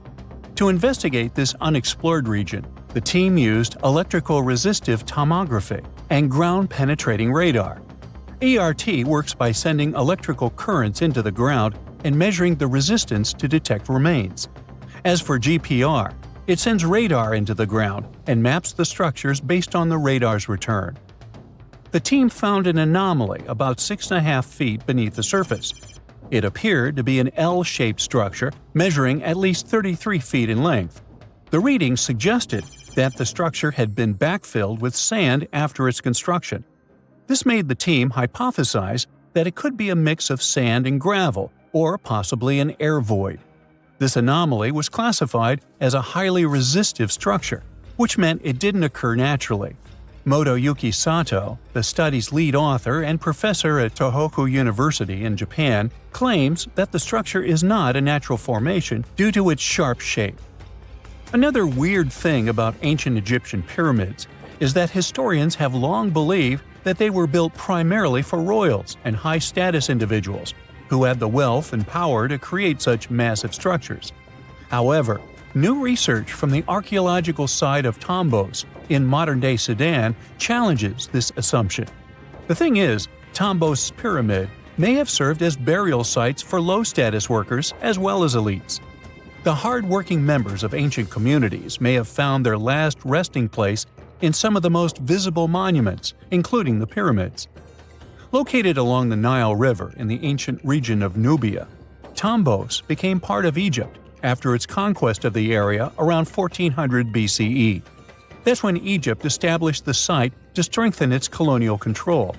Workers at Tombos built pyramids, but those were much more modest than the famous pyramids of Giza. The research team reanalyzed 110 human skeletons from Tombos, originally studied in 2012. In particular, they examined the entheses, the areas where tendons and ligaments attach to bones. Such an analysis can give us insights into the amount of physical labor a person performed. When someone does hard labor, their bones often develop distinct crests and ridges at these attachment points due to the stress on the tendons and ligaments. And while some skeletons showed little change in their entheses, suggesting they belonged to individuals from the upper classes, others showed more serious changes. It means they belong to lower-class workers. This finding can totally challenge our earlier understanding of pyramid burials, especially the idea that only elites were buried in the pyramids, because the pyramids themselves were designed for the elite. This recent research may prove that lower-class workers may have found their final resting place in these monumental structures too. Stone Age people were grunting cavemen with spears. True or false? Absolutely false. They were gathering around and forming real culture as far as we've discovered. In Turkey, scientists uncovered a 12,000-year-old mystery that's revising history. It's a sophisticated cosmic calendar made out of giant stone temples that may actually be a warning from the stars. We're talking about Göbekli Tepe. This prehistorical site predates even Stonehenge, our classical stone ring circle, by 6,000 years. And it upends why we think Stone Age civilizations emerged and thrived. Here's how this discovery could change our collective history. Around 10,850 BCE, a massive comet, or better yet, a bunch of comet fragments, smashed into Earth. The skies darkened, the temperature dropped, big animals vanished, and it kicked off a mini ice age that lasted over 1,200 years. What's now a place called Göbekli Tepe was home to a group of humans who survived this entire chaotic event. After it happened, they started paying close attention to the sky. As a way of trying to control time a little bit more, they tracked the movements of the sun, the moon, the planets, and comets. This in turn led them to build a huge lunisolar calendar, the first one in the world. Now, if you were to tour around this classic Stone Age monument, you'd see that not all the stone pillars are blank. Some of them have carvings, like this main one with a bunch of V's on it. Turns out there are 365 V's, which scientists believe represent the days of the solar year. One of them, a V hanging on a bird's neck, is thought to mark a solar eclipse. Other pillars have dangerous animals carved on them, like foxes, lions, scorpions, vultures, twisting and crawling up the sides. Unlike typical Stone Age carvings, these weren't of edible animals like deer or sheep. One of the theories is that these drawings were symbolic.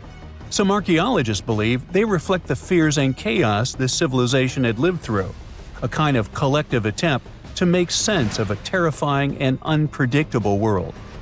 Archaeologist Danielle Stordur has highlighted the images of vultures, saying they represent the people who passed away. In some ancient cultures, vultures were believed to carry the souls of the deceased into another realm. She's seen similar symbols in ancient sites nearby. To understand why this all makes sense, we need to dig deeper into the real purpose of this site. Göbekli Tepe was discovered in 1994 by German archaeologist Klaus Schmidt, who realized that the hill in southeastern Turkey wasn't just another Neolithic mound. Underneath it, his team uncovered massive stone circles supported by pillars weighing up to 20 tons. Radiocarbon dating puts the site at around 12,000 years old, making it the oldest known ceremonial structure ever built. I mean, it predates the Egyptian pyramids by over 7,000 years. This discovery shocked the archaeological world. At the end of the Ice Age, humans were supposed to be nomadic, surviving off wild plants and animals, not building sacred complexes with symbolic art, and giving birth to what we now classify as civilization. We usually think civilization starts with farming, then villages, then crops. But this site suggests something more surprising. Early humans may have come together not to grow food, but to worship. Schmidt found no signs of homes, hearths, or permanent settlement, just stuff used for rituals and gatherings. This has led researchers to believe that spirituality and communal rituals came first and that farming followed. Because to build something this massive, you'd need hundreds of people working together, which in turn would have sparked the need for food, organization, and social structure. In other words, the temple came first, then the village, then the farm. Now, Göbekli Tepe isn't just stirring debate because it's old. It's because it seems too advanced for its time, and that's where the more controversial theories start to emerge. Some researchers believe the builders of Göbekli Tepe weren't simply primitive hunter-gatherers experimenting with stone tools. They may have been the inheritors of ancient knowledge, remnants of a much older civilization that existed before the end of the last ice age. This idea ties into the Younger Dryas impact hypothesis, a theory that a comet struck Earth around 10,850 years ago, triggering a sudden and catastrophic climate shift. According to this view, the survivors of that event passed down their knowledge through symbolism, architecture, and oral tradition. And Göbekli Tepe could be one of the earliest attempts to preserve that memory. Now, if that's true, then the carvings at this site, especially the animal symbols on the pillars, aren't just decorative. They could be astronomical codes, tracking constellations and celestial events. But one pillar might hold the biggest secret of all. It's called the Vulture Stone, and it's freaking archaeologists out. On it, you'll find a strange combination of figures: a headless man, birds, and a scorpion. To the untrained eye, it might seem random, but some researchers believe these are ancient representations of constellations, like Scorpius among them, and that the headless man symbolizes a mass extinction event. Some even argue that this is the oldest known record of a comet impact, the one that triggered the Younger Dryas. And if you're wondering who this older lost civilization might have been, they are called Atlantis, or more neutrally, Civilization X. Theorists like Graham Hancock suggest that this advanced culture, destroyed in the chaos of the comet impact, passed fragments of its knowledge to survivors around the globe. In that case, Göbekli Tepe wasn't the start of civilization, it was the restart. Now, back to the stones. Pillar 43 may look like a celestial calendar at first, but when archaeologists recreated the sky patterns encoded in its carvings, they found a precise snapshot of the sky dating back over 13,000 years. It appears to show a meteor shower, a flood, and humanity's tragic end, aka the Headless Man. A snake rising from the ground might even symbolize tidal waves or destruction coming from below. But the story doesn't end there.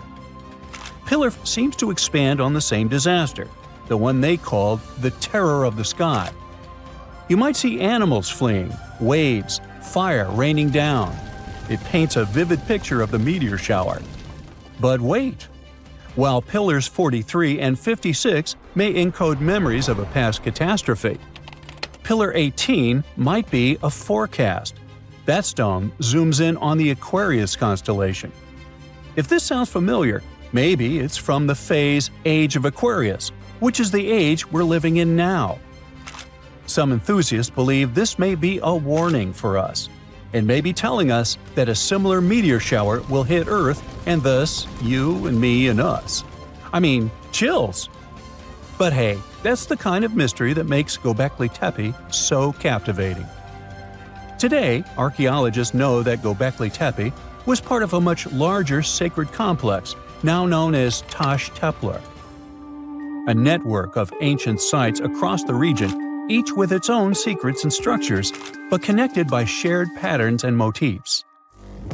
In 2019, excavations began at this sister site, just 40 miles from Göbekli Tepe, known as Karahan Tepe. And here's the twist. Some researchers believe Karahan Tepe might be even older. Unlike Göbekli Tepe, which appears to have been primarily ceremonial, Karahan Tepe has signs of domestic structures like walls, tools, and perhaps even homes. And that changes everything. Because whether these sites were the work of highly sophisticated hunter-gatherers or survivors carrying the fragments of a lost pre-Ice Age civilization, one thing becomes clear. Our ancestors weren't just surviving. They were planning, tracking, and predicting. They were far more capable, curious, and connected to the universe than we ever gave them credit for. X-rays are a type of invisible radiation that can pass through our bodies and objects.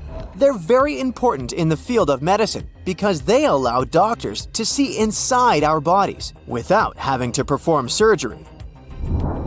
Now, let's dive into how X-rays work. They're a kind of electromagnetic radiation, just like light or radio waves. However, they have much higher energy than light, which makes them able to go through objects that light cannot. Imagine you have a powerful flashlight. If you try to shine it through a wall, the light won't go through because the wall is too thick. But these rays have enough energy to go through walls and even our bodies. The discovery of X-rays happened by accident in the late 19th century. A scientist was experimenting with cathode rays, which are a type of radiation. He was working in his lab and noticed that a nearby fluorescent screen started to glow, even though it was not directly exposed to the cathode rays. He realized that something invisible was causing the fluorescence, and he named it X-ray, because X is the mathematical symbol for something unknown. He continued experimenting with such rays and discovered that they could pass through many objects, like flesh and bones, but not through denser materials like metal. He also found that X-rays could create images on photographic plates, just like a camera takes pictures. The way this works is quite fascinating. Imagine you're standing in front of a bright light and you hold your hand in front of your face. Your hand blocks the light and you can't see through it. But if you place a sheet of tissue paper in front of your hand, some light will pass through, and you'll be able to see the outline of your hand. X-rays work in a similar way. When a doctor wants to take an X-ray of a part of your body, they will ask you to stand or lie down next to a machine. This device has a special plate that can capture the image. Let's say the doctor wants to further examine your arm. They will place the X-ray plate on one side of your arm and the machine on the other side. Then, the machine will produce a controlled burst of X-rays that pass through your arm. Remember how we talked about the tissue paper allowing some light to pass through? Well, in this case, some of those X-rays will go through your arm, while others will be absorbed or blocked by the denser parts of your body, like bones. The plate captures the X-rays that pass through your arm, and it creates an image. This image shows the bones and other structures inside your body, allowing the doctor to see if there are any problems or injuries. Now, you might be wondering why X-rays can pass through some things but not others. It has to do with the density and composition of the objects. Denser materials like bones absorb more X-rays, so they appear white in the image. So when you look at the result, you'll see your bones as white shapes. Other tissues like muscles and organs are less dense and allow some of those rays to pass through, so they appear as gray shadows. What if I told you there's a whole new way you can peek inside objects, but without using X-rays? I'm not talking about magic powers. Take a comfortable seat while I explain what muography is. This fascinating scientific technique allows us to see inside objects and even beneath the Earth's surface using a special type of particle called a muon. These elementary particles are very similar to electrons, but they're much heavier. They are created high up in the Earth's atmosphere when cosmic rays, which are particles coming from space, collide with the air molecules. Now, muons are special because they can pierce through different materials. They can pass through rock, soil, and even buildings. Scientists realized this potential back in the 1950s when they were studying cosmic rays and noticed that some of the particles could pass through thick materials. The first muography experiments took place in the 60s. Specialists discovered that muons can be detected using special devices called muon detectors. These detectors are usually placed underground or in specially designed laboratories to shield them from other particles and background radiation. Now let's dive into how muography actually works. Imagine you have a large object, like a pyramid, a mountain, or even an ancient statue, and you want to see what's inside without damaging it. First, detectors are positioned around the object or in the area you want to examine. These detectors are sensitive to muons and can track their paths. When such a particle passes through a detector, it leaves a trace, like footprints in the sand. By collecting data from multiple detectors, scientists can reconstruct the paths. Here's where things get really cool. The Earth's atmosphere acts like a natural filter for muons. It turns out that the more massive an object is, the more particles it will block. So, if you have a large, dense object like a mountain, fewer muons will pass through it compared to a smaller, less dense object, like an empty box. This difference in the number of particles that reach the detectors can give us clues about what's inside the objects. Scientists use computer algorithms and mathematical techniques to analyze the data and create images. These images represent the density distribution of the object being studied. It's like creating a map that shows where the densest areas are and where there's gaps inside the object. The concept of muography is similar to using shadows to understand the shape and size of an object. Imagine you're standing in front of a bright light and you place your hand between the light source and a wall. You'll see a shadow of your hand on the wall. Based on the shape and size of the shadow, you can get an idea of what your hand looks like, even though you can't see it directly. This technique has been used to study various objects and structures. For example, scientists have used it to explore the inside of volcanoes and pyramids, and even to investigate the structure of mountains and the Earth's crust. With the help of this amazing technique, scientists have now uncovered new information about the Great Pyramid of Giza. They discovered something that had eluded tomb raiders for centuries. They found a hidden chamber. And guess what they named it? The Big Void. Yeah, I know, not the most creative name. They even used 3 different muon detection techniques just to be super sure that it was indeed a big, mysterious void inside the grandest pyramid of them all. Once news got out about this mind-boggling discovery, Egyptian authorities couldn't resist the temptation to explore further. So they brought in an endoscope camera to confirm the existence of this epic void. So they inserted a camera through one of the openings underneath the entrance, and voila, it revealed a corridor. More so, the corridor had a chevron ceiling. I can't help but imagine the ancient Egyptians using it as a cool dance floor. Another team of scientists decided to take another shot at scanning this newfound void. According to them, the Great Pyramid of Giza is a pioneer in the pyramid game. It used a technique called chevron to cover internal structures and keep them from collapsing. Now, why did the ancient Egyptians build this corridor and the grand void it leads to? One theory suggests that the corridor was built to relieve pressure inside the pyramid. Another theory says that the void could be a result of the pyramid's construction process. It could have been an internal ramp used to move roof blocks into position, and then it was left there or filled loosely with rubble.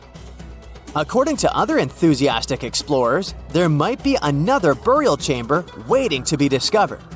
They believe that the pyramids were built with a dash of randomness in the construction process. As the builders worked their magic, they realized that some chambers wouldn't be able to handle the weight of a majestic sarcophagus. So they made adjustments on the fly, creating new plans as they went along.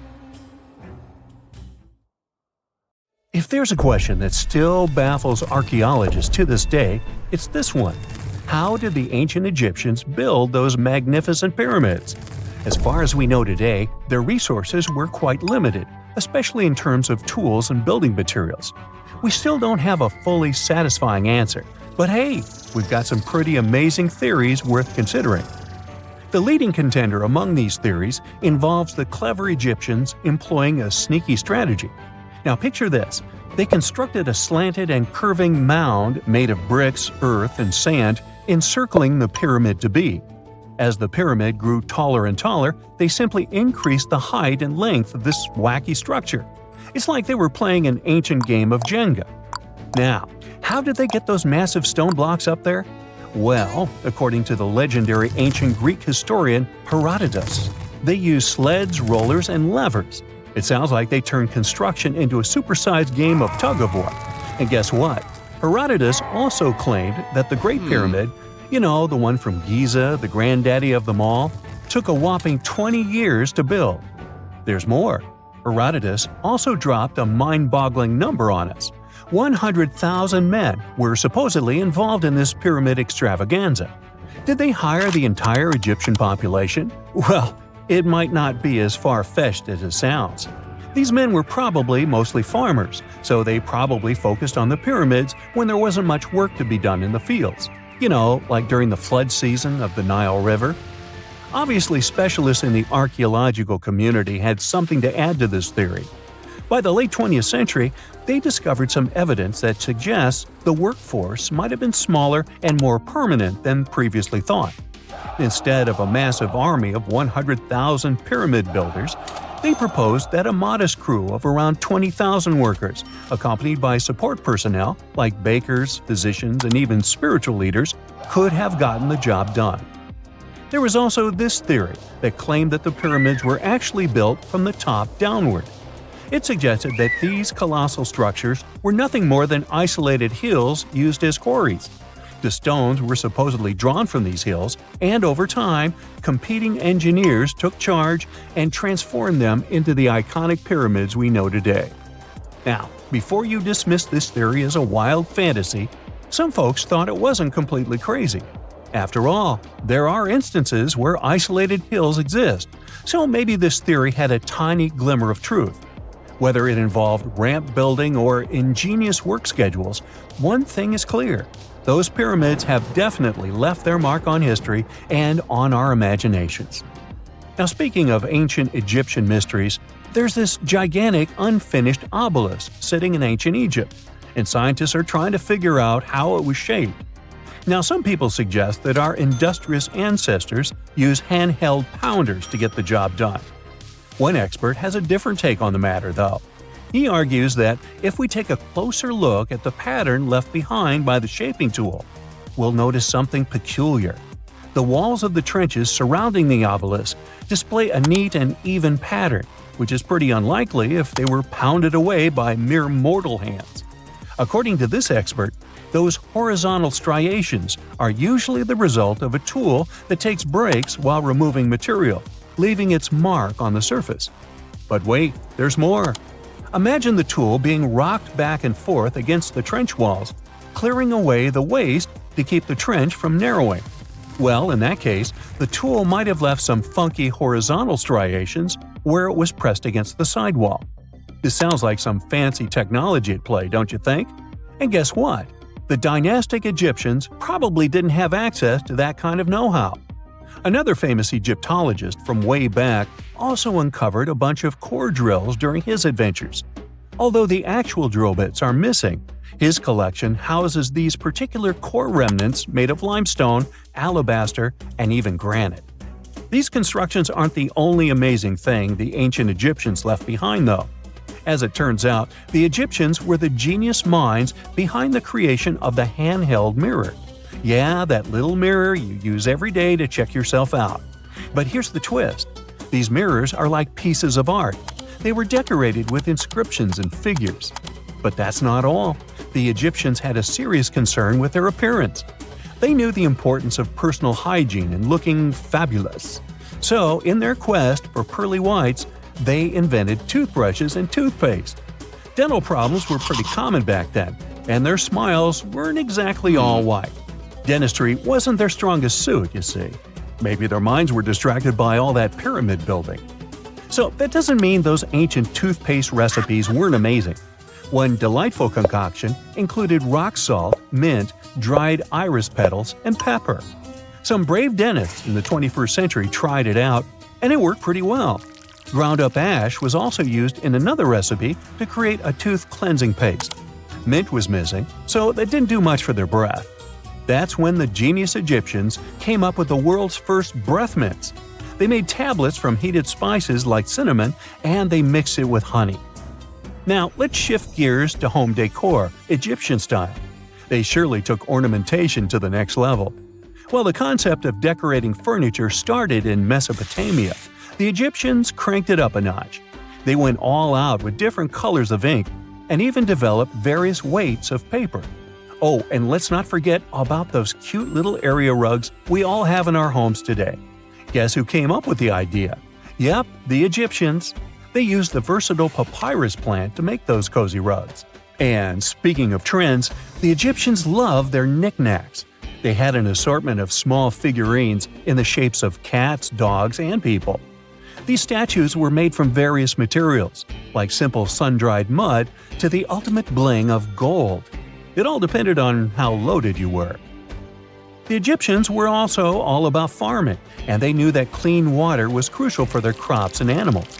That's why they came up with some nifty inventions and techniques to make sure their land was fertile and their plants were happy. First off, they had the genius idea of using ox-drawn plows. They had two types of plows, heavy and light. The heavy plow would strut its stuff, cutting deep furrows in the soil, while the lighter plow followed behind, fluffing up the earth. But they didn't stop there. After plowing, the Egyptians would break up clumps of soil and sow the rows with seeds. To give those seeds a good old squish into the furrows, they'd march their livestock across the field, effectively closing up the furrows. But hey, all that hard work would be pointless if their seeds were as dry as the Sahara. That's where irrigation comes into play. The Egyptians were so good at it that other cultures, like the Greeks and Romans, couldn't help but copy their techniques. Now let's switch gears and talk about the marvelous architecture of ancient Egypt. These folks weren't just skilled farmers, they were also architectural maestros. They built these fancy canals to carry water to farms and villages, and boy, did they know how to make those canals look pretty. Just imagine strolling along a canal lined with ornate structures. The pharaoh Ramesses the Great was quite the overachiever when it came to construction. One of his mind-blowing creations was the construction located at Abu Simbel. This building was designed so that twice a year, the sun would shine directly into it and illuminate the statues of Ramesses. And let's not forget about the corbelled arch. Without this architectural gem, we'd be missing out on some mind-boggling structures like the Great Pyramid. The Egyptians knew how to make things stand tall and proud, thanks to their engineering and construction wizardry. They built grand halls and inner sanctums that make your jaw drop. And some of these temples doubled as astronomical observatories. A perfectly carved vertical hole hidden deep in the North Caucasus Mountains drops into the earth like someone drilled straight toward the planet's core. Some people even compare the shaft to internal passages inside the Egyptian pyramids. Could there really be a connection between them? So the public learned about this mystery cave thanks to a local cave enthusiast who was hiking in the North Caucasus in 2011. The rugged slopes of the Kara Hora mountain, with glacier-carved valleys and cliffs that have stood there against all sorts of weather for thousands of years, seem to be a perfect place if you want to hide something. And that's where Shemakov found something that looked like an entrance to an underground cave. He invited a team of cavers, and together they went down the shaft. At first, they were sure it was a geological formation, but the deeper they descended, the more it looked like something carefully built by humans. There were massive stone blocks that seemed fitted together so tightly that you couldn't push a knife blade between them. Some sources also say the shaft drops almost perfectly vertical. and its walls look polished, as if giant machinery smoothed them long before modern tools existed. But in reality, this smooth appearance results from natural geological fractures. What's really weird are openings resembling ventilation channels. These passages seem designed to move air through the structure. Natural caves rarely organize airflow this cleanly. That detail alone makes researchers argue whether someone designed and built all this intentionally. And if someone did build it on purpose, it would have to be one really advanced civilization. Some people said Zhemakov described his discovery in every detail in his diary. But even if it really existed, it was lost. So we'll never know what was in it. In fact, we know so little about this man, and his discovery wasn't mentioned a lot on TV or elsewhere, that some people even questioned if he existed at all. Or maybe he saw something down there he shouldn't have seen. And there's no way to double-check, as he was hit by a car and passed away just 4 years after the discovery. This tragedy fueled even more rumors, speculation, and conspiracy theories. Geologists are trying to find a more logical explanation for this shaft, of course. The Caucasus Mountains are part of a massive chain called the Alpida Belt, which stretches all the way from southeastern Europe right into Asia. The Caucasus formed as a result of a tectonic plate collision. All these massive plates are still restless and constantly pushing against each other today. So the entire region gets hit with strong earthquakes on a regular basis. Plus, water, pressure, and chemical reactions can carve vertical shafts over millions of years. Underground rivers dissolve softer rock, and harder layers remain smooth, eventually forming deep chimneys. But erosion usually creates randomness, and Kara Hora has symmetry, angles, and fitted stone features that resemble architecture more than accident. Now, getting inside the shaft is still extremely dangerous. You'd have to face sheer drops, unstable ledges, and oxygen levels that thin out deeper underground. Twisting tunnels make it super tricky to find your way, and locals warn that some of the first explorers who entered never returned. Luckily, modern teams can use ground-penetrating radar and remote sensors instead of human descent to study the shaft. With every new scan, researchers find more voids that are still unreachable. Meanwhile, Kara Hora has interesting neighbors. For example, Verovkina Cave, currently the second deepest known cave on the planet. This monster drops nearly 1.5 miles straight down, deeper than 4 Empire State Buildings stacked end to end. Explorers descend through freezing waterfalls, razor-sharp rock corridors, and vertical pits that swallow light completely. Temperatures here hover just above freezing, and underground rivers roar through darkness nobody saw until recently. If you dare reach the bottom, prepare for a journey that will last weeks of staged camps, ropes stretching thousands of feet, and absolute trust in teammates. One mistake down there means you'll be gone for good. Veryovkina constantly floods and reshapes itself year after year, so cavers have to deal with flood pulses all the time. Water cuts deeper into the limestone rock and expands chambers slowly but surely, and then, because of the volume, suddenly bursts through cave openings. But this doesn't stop scientists from going down there to measure oxygen, airflow, and mineral growth to understand how caves evolve over geologic time. And that's how explorers discover strange microbial life that somehow survives without sunlight and feeds on minerals instead of plants. These ecosystems resemble conditions scientists expect beneath icy moons like Europa or Enceladus. This means the cave could be a great training ground for future space exploration. But before we head to space, let's check out another super interesting cave system, this time in northern Spain. There's a chamber there which scientists call Pit of Bones. Explorers have to trek into a pitch-black underground maze to squeeze through a narrow shaft that suddenly drops straight down for 42 feet. At the bottom of that geological trap, you slide down a steep stone ramp into a cramped, muddy chamber that holds the largest and oldest collection of early human fossils ever discovered. It's a biological time capsule with the remains of at least 28 ancient humans, frozen long before modern history even began. Explorers also found over 6,500 fossil fragments mixed with the remains of at least 166 Ice Age cave bears, lions, wolves, and foxes that probably fell down the shaft by accident. But the human bones are a massive mystery because they seem to have ended up down there much earlier than the animals. Who these people actually were is still a huge debate. When researchers looked closer at their skulls and jaws, they noticed strong, super-early Neanderthal traits. Then things got even crazier when scientists miraculously extracted mitochondrial DNA from those ancient bones. It linked these individuals not only to early Neanderthals, but also to the Denisovans, a mysterious group of ancient humans found thousands of miles away in Siberia. It proves our ancestors were moving and mixing in ways far more complicated than anyone ever guessed. The drama doesn't stop at genetics, though. This dark cave might actually hold the world's first assassination mystery and its earliest funeral. Out of thousands of bones, archaeologists found absolutely no everyday tools or food waste, except for a single, carefully crafted quartzite hand axe they nicknamed Excalibur. Because of this, some researchers think the group intentionally lowered their deceased down the shaft with the axe as a ritual.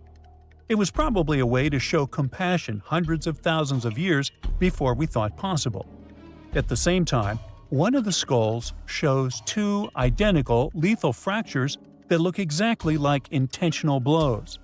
To get the exact timeline for all this prehistoric drama, scientists use cutting-edge tech like electron spin resonance and uranium series dating, and finally locked down that is 430,000 years old. Now, let's jump across the world to another geological giant, Devil's Tower in Wyoming. The formation shoots nearly 900 feet above the surrounding land. Its surface has long vertical columns, and it looks like some careful hands carved them. But geologists explain the structure formed when molten rock pushed upwards underground and cooled slowly. As the rock cooled, it turned into hexagonal columns, similar to how drying mud splits into patterns, just scaled up to impossible size. Erosion later removed the softer surrounding rock and left the hardened core unprotected. Local tribes thought the tower was sacred and made up stories about giant bears clawing the stone during mythical hunts. Now, scientists agree on much of its volcanic origin, but debates continue about whether magma ever reached the surface or hardened entirely underground. Even after more than a century of study, Devil's Tower still has its mysteries. When you connect all these places, engineered shafts, endless caves, and underground ecosystem, one thing becomes clear. Earth hides entire worlds beneath our feet, and we've barely scratched the surface. There are countless doors all over the world that haven't been opened for decades, and even centuries. The question is why? It seems that nowadays you can open any door you want. The truth is that some doors were sealed for a grave reason. And so far, nobody has found out what treasures and mysteries they hide. Here are 4 doors that keep their secrets all too well. The Taj Mahal. First up, we've got the Taj Mahal in India, one of the most romantic places in the world. Shah Jahan commissioned it in 1631 and dedicated it to his third wife, who he loved like crazy. They were married for 19 years and had a whopping 14 kids together. But unfortunately, she passed away while giving birth to their last baby. Shah Jahan was heartbroken and decided to build an epic tomb to remember her by. The construction took a whopping 20 years to finish. The building has quite an interesting layout. The design is super unusual with these 4 massive 130-foot tall minarets that stand on the corners of a huge platform. They're not just there for looks. Back in the 17th century, architects were having some serious issues with buildings collapsing under their own weight. So, the chief architect of the Taj Mahal made sure to place those minarets as far away from the tomb as possible. And he even tilted them in a way so that if they did fall, they wouldn't wreck the rest of the Taj Mahal. Talk about planning ahead. The Taj Mahal is hiding some crazy secrets. There are sealed rooms all over the place that nobody is allowed to enter. And if you check out photos of the building from the riverside, you can spot 2 basements. But guess what? They're sealed up too. Nobody knows what's inside or why they've been locked up since the time of Shah Jahan. Apparently, there's a good reason why those rooms are off limits. Some researchers think that they were built using marble, which turns into a different substance called calcium carbonate if it's exposed to carbon dioxide. And when that happens, little bits of marble start chipping off like crazy. To make matters worse, there's no air flowing into these rooms. That means that if too much CO2 builds up in the basement, the 4 minarets could collapse. But wait, there's more. Some people think that the body of Shah Jahan's wife can be found in one of these sealed-up rooms in pristine condition. Why not? Who knows what the mysterious rooms might keep? The Great Sphinx of Giza. The Great Sphinx of Giza is shrouded in mystery. It's not just the largest monolith statue in the world, but it's also a hybrid creature with a woman's head and a lion's body that originates from Egyptian and Greek mythology. It's also very ancient. It's estimated to be around 4,500 years old. The construction of this marvel took about 3 years and required 100 workers who were not slaves and were treated with delicacies like sheep and goat meat. It is also thought that it used to be much more massive than it is now. Archaeologists found huge stone blocks and abandoned toolkits near the site. However, the real secrets of the Sphinx lie underground, near its paws. A group of scientists used a seismograph to detect 2 hidden chambers beneath the Sphinx's paws. Some people think that these rooms might be the legendary Hall of Records, which holds ancient scrolls revealing the secrets of the universe. I mean, that's way cooler than any library I've ever been to. Rumor has it that the Egyptians even had info on Atlantis stashed down there, which is like a super old version of a conspiracy theory. Unfortunately, we can't go on an adventure to check it out just yet. The chambers presumably have 2 entrances, but both remain sealed. The researchers haven't yet received the green light to check out their theory. Let's hope they won't keep us in suspense forever. Sri Padmanabhaswamy Temple. This temple is located in the beautiful state of Kerala in India. This temple is famous for more than just its breathtaking beauty. Underneath the temple there are 6 vaults, creatively named A, B, C, D, E, and F. The enormous iron doors to these chambers add to the mystery of what's behind them. A few years back, the authorities decided to open these vaults to the world, but it wasn't an easy task. You can't just open the doors and enter the vaults. It required a lot of work. It took them a while, but finally, in 2011, they opened 5 of the 6 chambers. And guess what they found? Tons of treasure. Bags of gold, precious gemstones, and priceless diamond jewelry. The estimated worth of everything found in the vaults is a whopping $1 trillion. It's like the temple was the real-life inspiration for Aladdin's Cave of Wonders. But wait, I said 5 of the 6. What happened to the last one? Vault B has remained closed, but not for lack of trying. They simply didn't manage to open it. There is even a belief that it's fatally cursed. Legend says that only a saint or sage can break the curse by chanting a specific mantra. But no one has been able to do this yet, presumably because we don't have saints or sages at our disposal. There is also rumor that in the 30s some temple invaders tried to enter Vault B to do some good old looting. But they never reached their target. Apparently terrible snakes materialized out of nowhere and chased the gang away. But of course, this is just an urban legend, and there is not proof of that. However, it is said that the Auditor General dealing with the temple claimed that Vault B had been opened at least 7 times since 1990, and nothing bad happened to anyone who entered. Who knows? Maybe we should send Indiana Jones to check it out. The First Emperor's Tomb. Deep under a hill, completely undisturbed and surrounded by dangerous traps, lies an ancient 2,000-year-old tomb. It belongs to Qin Shi Huang, the first emperor of China. He was born in the Qin state and became king when he was just a boy.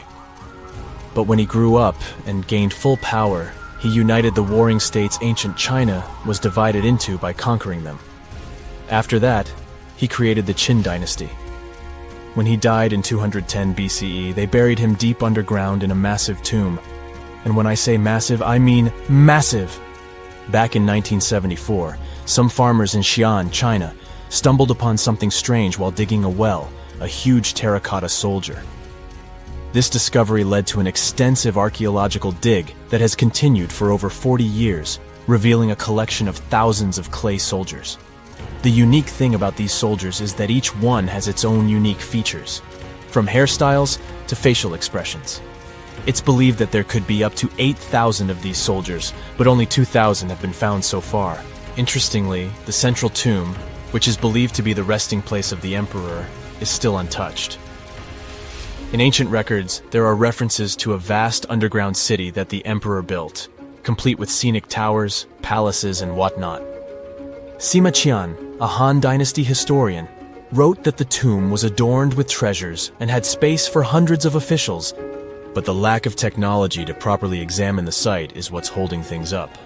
Qin Shi Huang was surrounded by liquid mercury in his tomb, with two of the streams representing the major rivers of China, Yellow River and Yangtze.